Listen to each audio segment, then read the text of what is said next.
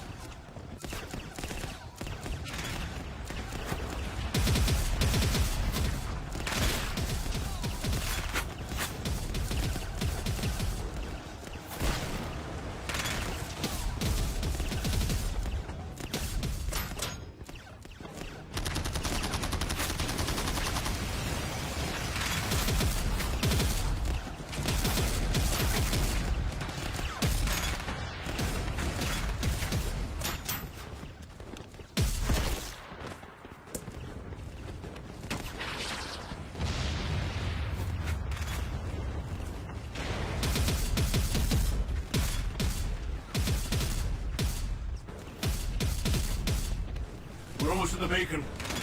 And still they come! The city is infested!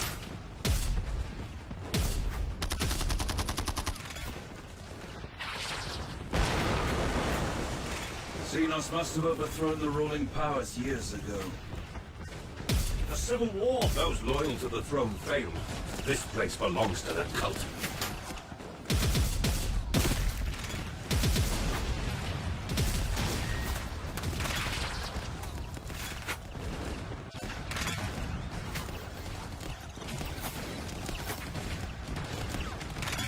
Brother Melchior, cleanse us a path!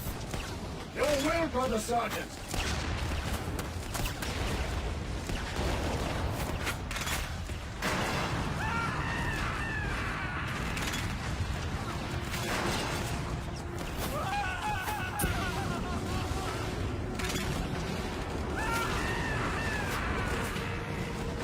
Advance!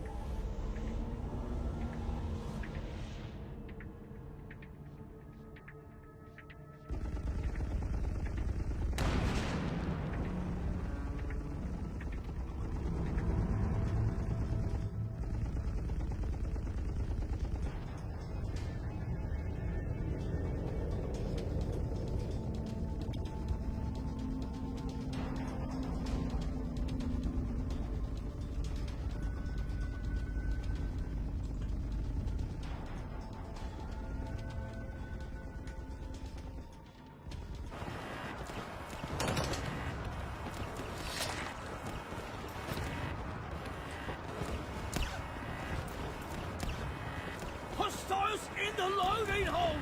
We cannot...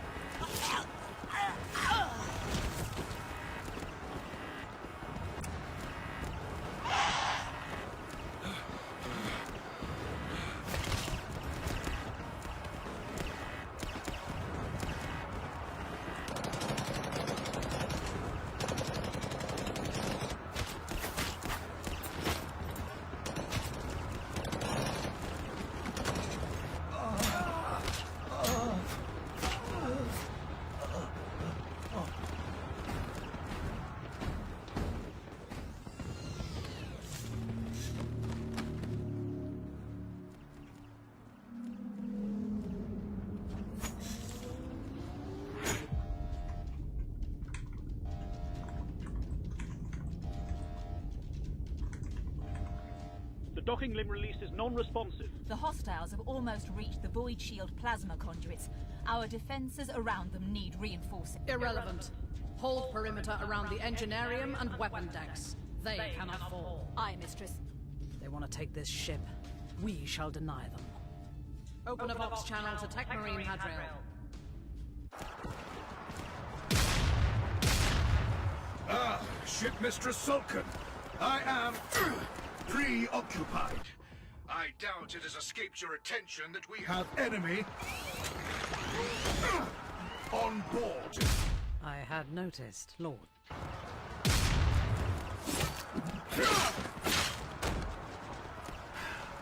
Speak. The enemy is attacking through the loading bay. We cannot break from the tower. The docking limb must be disengaged, but the anchor release is not responding. Compliance. I shall see to it. Picked feed to the loading bay established, Ship Mistress. It's distorted and intermittent. Show me.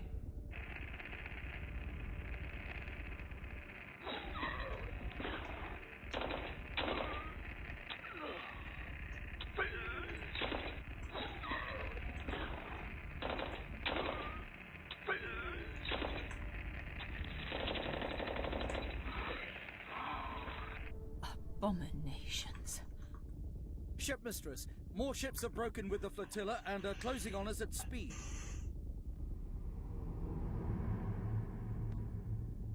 Unleash our broadsides.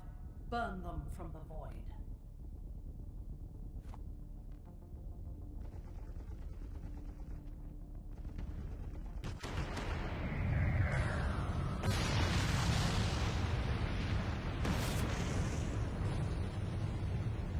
Ship kill, but we're unable to adjust the firing angle to target the rest. They're still closing.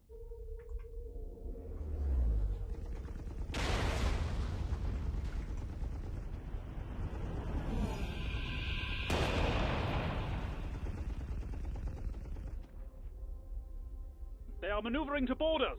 Ordnance, make ready to fire on the Prometheum hauler. At this range, we may be caught in the blast wash. And if there are any innocents in that flotilla... Who among us is truly innocent? Target that ship.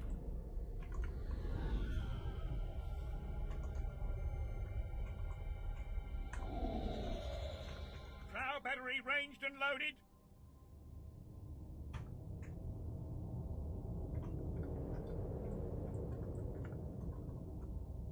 Let fury be our voice.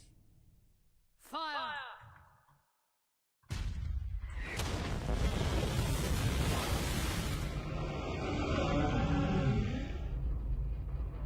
All hands, make ready, brace!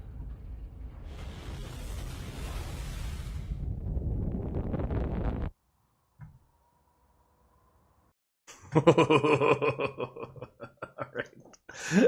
Let's pause and break this down.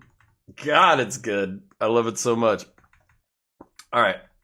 Man, I just love this universe. Alright, so Roboot Girlyman, also known as Roboot Gilliman, the Primarch of the 13th Legion, the Ultramarines, a loyalist chapter.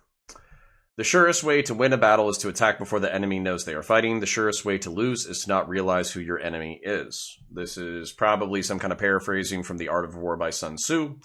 Roboot Gilliman, despite being obvious and a plagiarist, is supposed to be the Sun Tzu of the modern Imperium in the 40th millennium or 41st millennium.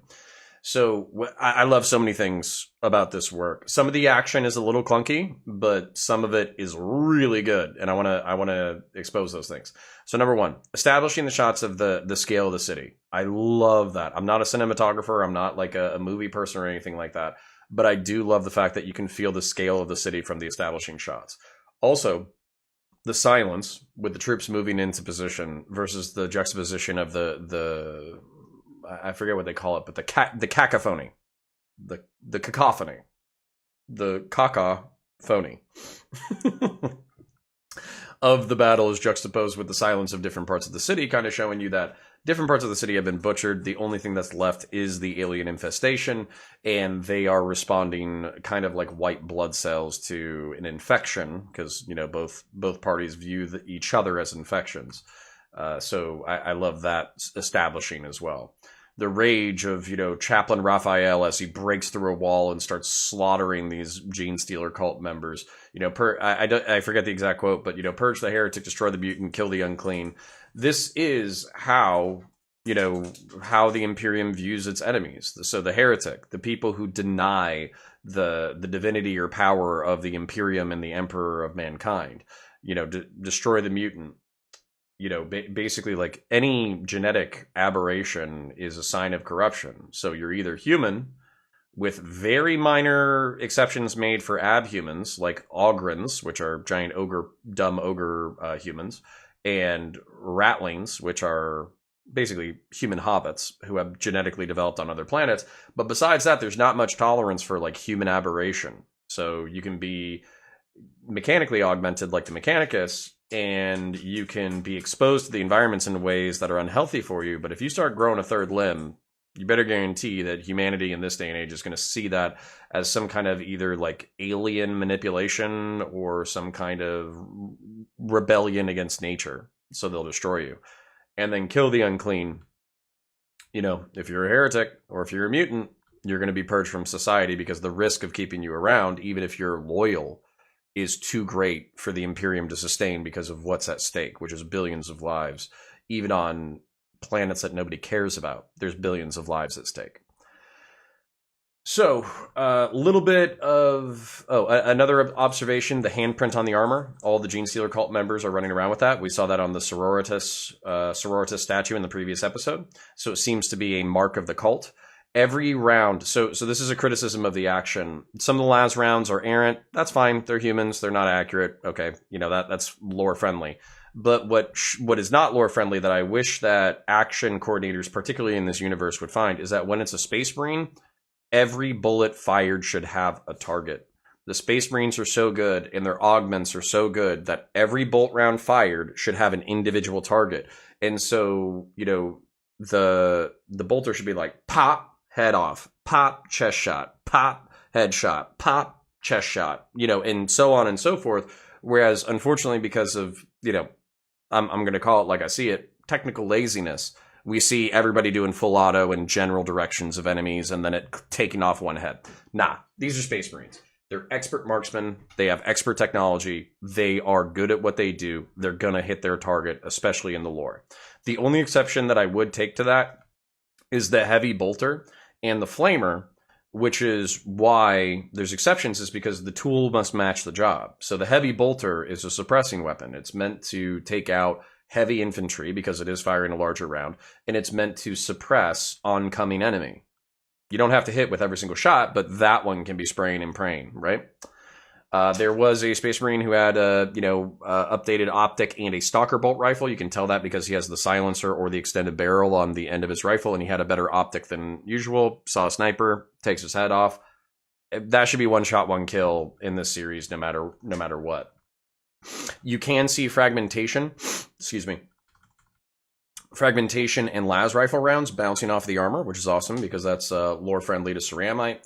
Cleanse us a path, Sergeant Ancaeus calls out to the flamer, which is like, that wouldn't be my first tactic. I would be calling the sniper team to take out the rocket launcher because the rocket launcher actually poses a threat of killing a Marine. But hey, You do you. You know your boy can cover that amount of ground that quickly with a flamer, take out the rocket team, and also burn through, all of the enemies in front of you.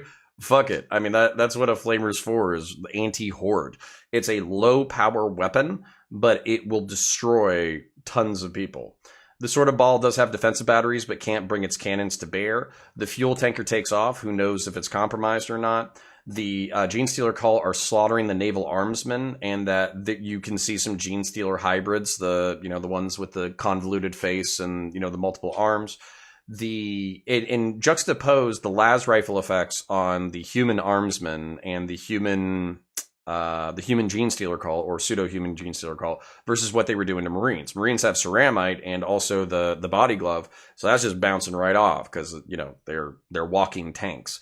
Whereas with humans, you see a clean yellow, orange, hot blister straight through the body, and in the lore, this can blow off limbs. Las rifle rounds, comparatively, depending on who you're reading, is comparable from like a kinetic basis to either 308 or 50 cal in power. It'll shear off limbs. It'll punch right through bodies. It will puncture human grade armor, but it won't. It's not as good at taking down heavily armored targets like Space Marines. One of the things that I really like about the portrayal of the Tech Marine in particular is the grace and personality with which they have. Oftentimes in the lore, especially when it comes to like the Iron Hands chapter, especially when it comes to anybody who's associated with the Mechanicum or the Mechanicus, they very much emphasize the inhumanity of these characters and how whatever they used to be is lost to the suffering of time and the implementation of increasing levels of technology into their body to the point that they basically become immortal, but also inhuman. So having a Tech Marine retain some level of his soul and personality and sense of cheer and all that kind of stuff while he's wading into battle, and also the fluidity with which he strikes, is awesome. I love seeing the servo arm used as another piece of his body in his combat, literally picking up an enemy behind him and then crushing him into the ground. The triple kill with the axe, where he literally like kills one, swings into another, and then turns that into a spin stroke and lands on another. I love that. I absolutely love that, because I'm expecting the Tech Marine to be very like robotic and no personality and all that kind of stuff, but I can sympathize and empathize with him because he is of good cheer, because he wades into battle, because he has a sense of humor while he's killing things, and also he's having a sense of humor and wading into battle while fluidly dispatching enemies. Like it's awesome. I love to see it. So the Gene Stealer cult, because they're cruel and they're evil, and we need to understand how evil they are. They know that they're being watched through a security camera, so they take the security camera and use it to show them torturing and butchering the enemies. And this is the thing. In this universe, there is no surrender. You cannot surrender. If you surrender, you will, not only will you be destroyed, being destroyed or killed is the best thing that could happen to you. Being eaten slowly or tortured slowly is more than likely with the enemies of the Imperium, so you better fight to the last man if you're an Imperial loyalist, right? Just make it happen. So the other ships are... Originally, I was kind of frustrated because I was like, why aren't these ships just destroying the Sword of Ball? It doesn't make sense. But it does make sense that they would be trying to help out the boarding party. As I was kind of mentioning earlier, if they were able to successfully capture the Sword of Ball, then they would have a really good trap in order to trap Space Marines. They would have the ability to use that as leverage in order to invade Ball Prime or Ball Secundus, the home planets of the Blood Angels. So it is worth the lives of thousands of Gene Stealer cult members. So that did make more sense than on my first watch through. And in an attempt, because the Sword of Ball can't get an angle on all of the ships, in an attempt to make sure that they're able to defend themselves, they fire on the Promethean hauler, and Promethean is like their source of fuel. So they already know that it's going to explode and destroy all the ships around them, or at least impact them.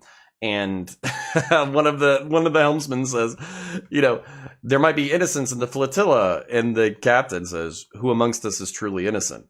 And this is where the Imperium of Man is a imperial death cult. It's a religious theocracy, and duty to the Emperor, duty to the Imperium of Man in general, duty to your fellow human beings and their existential survival is viewed as a redeeming characteristic that might help you either die in peace, so your soul is not consumed by the demons in the warp, or depending on who you talk to, for you to rejoin the godhead of the Emperor of Mankind. So depending on like what religious faction you're following within the Imperium of Man, it's still ultimately your duty to sacrifice yourself for the greater good. And this collective mindset, while nefarious and gross in our liberal and libertarian individualistic mindset, when what's at stake is literally billions of human lives, what's a few dozen? And are you gonna try to save a few dozen at the sacrifice of billions? And the utilitarian calculus is very clear. Like, no. If you have to slaughter 36 or a few hundred innocent people in order to prevent billions from being massacred by homicidal, xenocidal races, you got to do what you got to do, basically. And even this is the thing. This is what I like about the captain as a character. Is I guarantee you, just based off the way that she's conducting herself, she's not holding the standard for other people and not holding herself to the same standard. I virtually guarantee you by the end of the series, we're either going to see a sacrifice that she makes or she will sacrifice herself for the greater good, because this is not just something that she believes for other people when it's convenient. This is something that she believes as a foundational philosophical worldview in order to aid the Space Marines and aid humanity survive the horrors of this universe. So I think that's absolutely amazing. So let's keep her moving.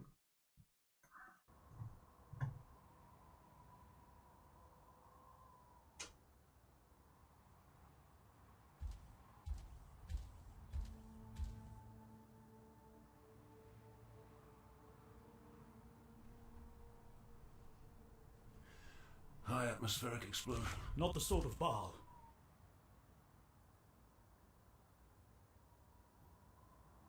That is not a warship detonation. That's a battle. The sword of Baal is engaged. The enemy are using the tower. This is the cult. The gene stealer is a parasite. It will subvert, it will subsume. Now that this world is theirs, there will not be a shadow in which they do not lurk. Then we purge them all. They rally for another attack. Let them come.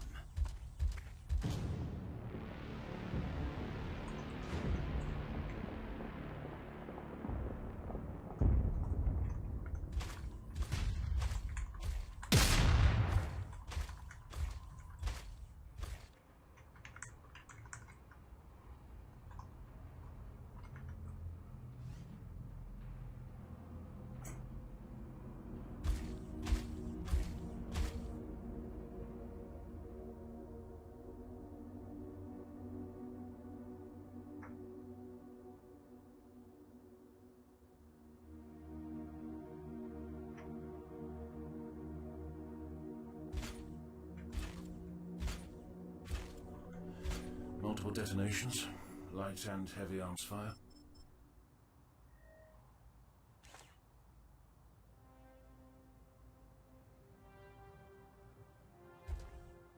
Overwhelming close assault.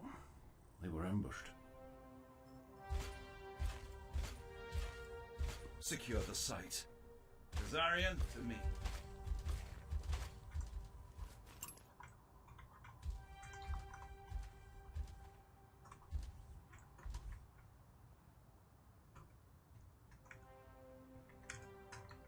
Brother Leonas. He fought and died well.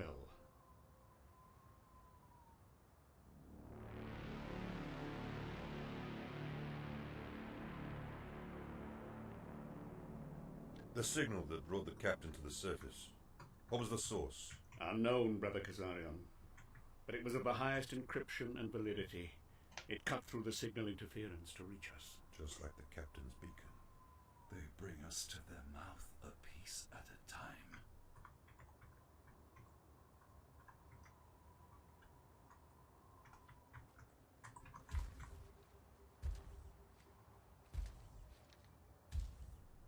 The attack did not begin here.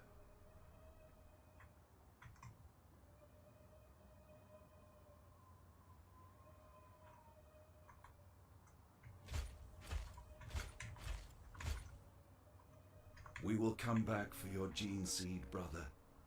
You will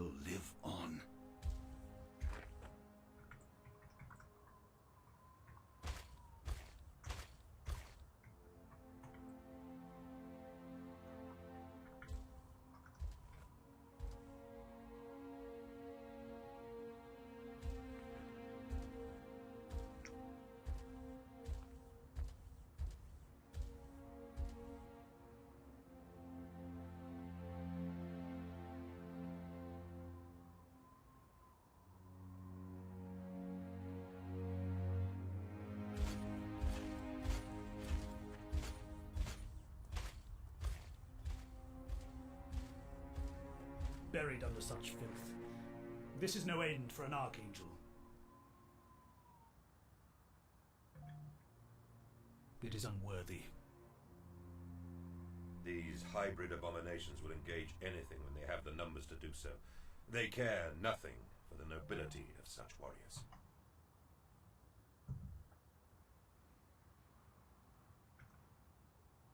They moved to this tunnel opening to shelter from the weapons fire.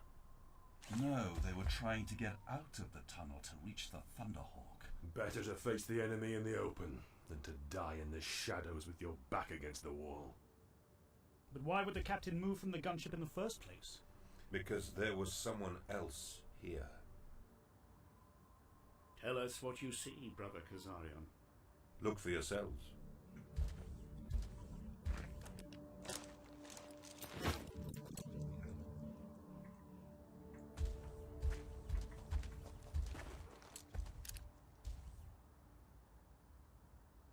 A lure? To pull them away from the Thunderhawk and to the killing ground? No.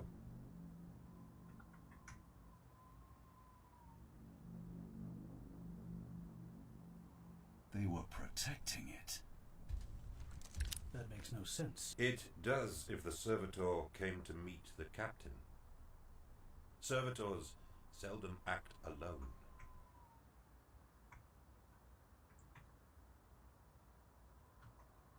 The cult tried to prevent the meeting. Then what are they doing now? Watching.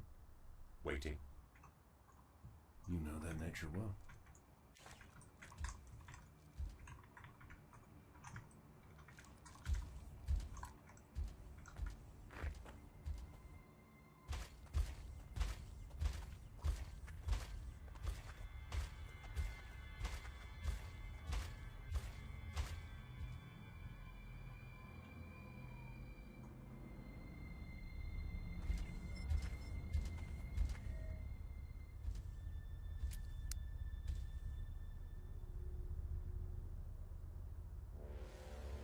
Gene stealers. Pure strain form.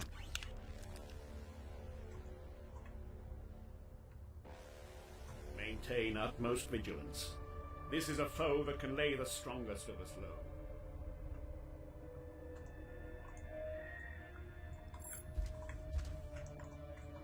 Orpheo's signal. The path continues. We shall bring light unto the dark, and burn it away with righteousness.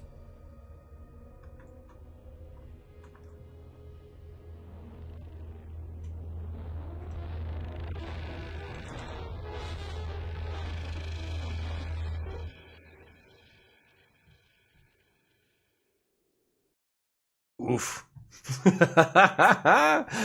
Yo, you know what? I'm too harsh. I'm too critical on this series. I swear. The action, because obviously we've all been spoiled by Astartes, where, you know, every blow lands, every bolt around lands, everything makes sense, everybody's thinking, all that kind of stuff. I love all that crap. And I want Games Workshop in general to take these, and action directors and cinematographers and all that kind of stuff. I don't want them just to explore the thematic. I want them to explore what's real based off of their own lore, what's real based off of their own universe. So, like, take your time, do things right, all that kind of stuff. So, anyways, but the story I love more on a second viewing. So let's engage with this real quick and get done with it. The sword. So hold on. The Space Marines can see the Sword of Baal is engaged, and after the large Promethean explosion, obviously if that's your way off planet, then you're going to be paranoid. But because they continue to see weapons fire, Sword of Baal is probably still engaged, right? The enemy is using the tower. That's just a presupposition based off of the way that the Gene Stealer cult work. And what are they doing? What's going on now? The enemy's rallying for another attack, and then they skip this one because it just would have been another action scene. But then, and Chaos, as they're walking out, does like a single-handed execution on a corpse, and the reason why is because you don't want to leave an enemy behind you, right? You don't want to leave somebody that can rally or provide intel or help out or anything like that. So when you're, especially in this universe, you don't leave survivors, right? So the dead Terminators. Terminators are going to be from the first company. and they're elites in the tabletop, which means that they're a higher breed of infantry. Terminators are typically the honor guard, and there's a limited amount of Terminators. And in the Crozius Arcanum, or excuse me, not the Crozius Arcanum, the Crux Terminatus, the cross-shaped pauldron, there is said to be a sliver of armor from the Emperor's own armor. Now, there's so many suits of Terminator armor that, like, who knows if this is baloney or not, but it's supposed to be a spiritual and psychic ward of extra protection in this universe in which psychic powers and literally demonic possession is a thing. There's supposed to be a sliver of protection in the Crux Terminatus, whether that's believed or whether or not that's real, or whether or not it's a microfilament or a micron of the Emperor's original armor. It's supposedly put in every single Crux Terminatus. So seeing a Terminator dead is like seeing an older brother, an angel, a hero, a mentor dead. They are the elite of the elite. These are already Space Marines. There's like, I think they say that out of 1,000 men there might be a Space Marine, and out of another 1,000 men there might be, a Death Watch Space Marine.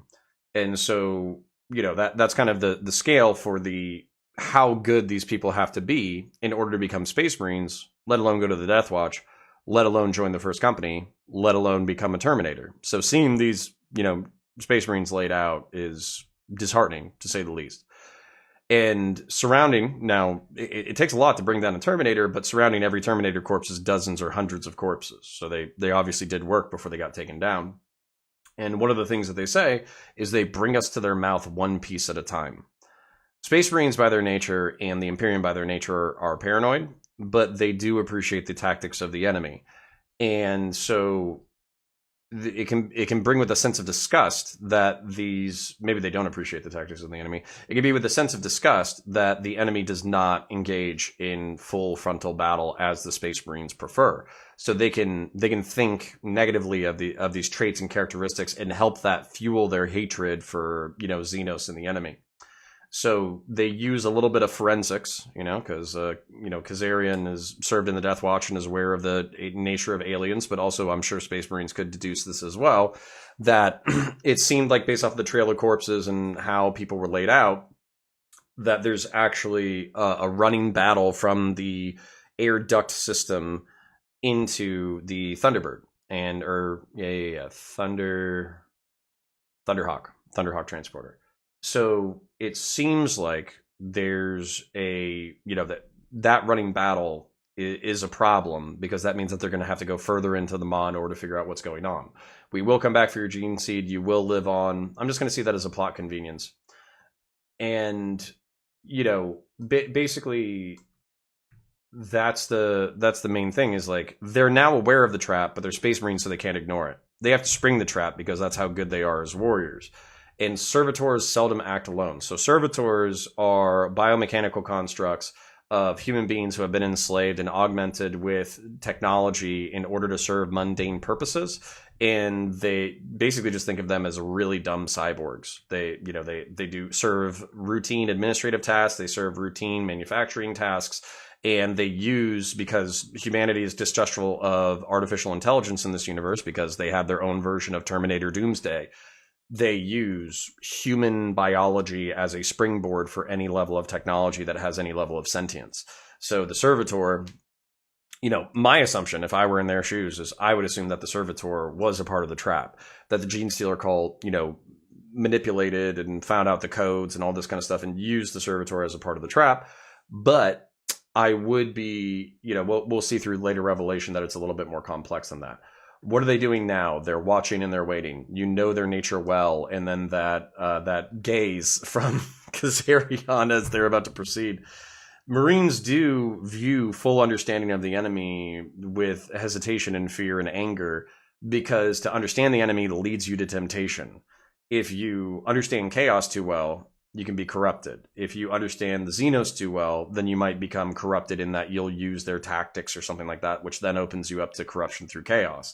So you can't entertain the ideas of the Eldar. You can't entertain the ideas of the Gene Stealer cult. You can't entertain the ideas of chaos, because when you open your mind like that, it leads to questions and doubts and corruption, which is why he kind of that Koro or whatever dug on his brother, and Kazarian rightfully was like, fuck you, asshole. The reason why I know what I know is because I hunted these pieces of shit for, 100 years. So, right.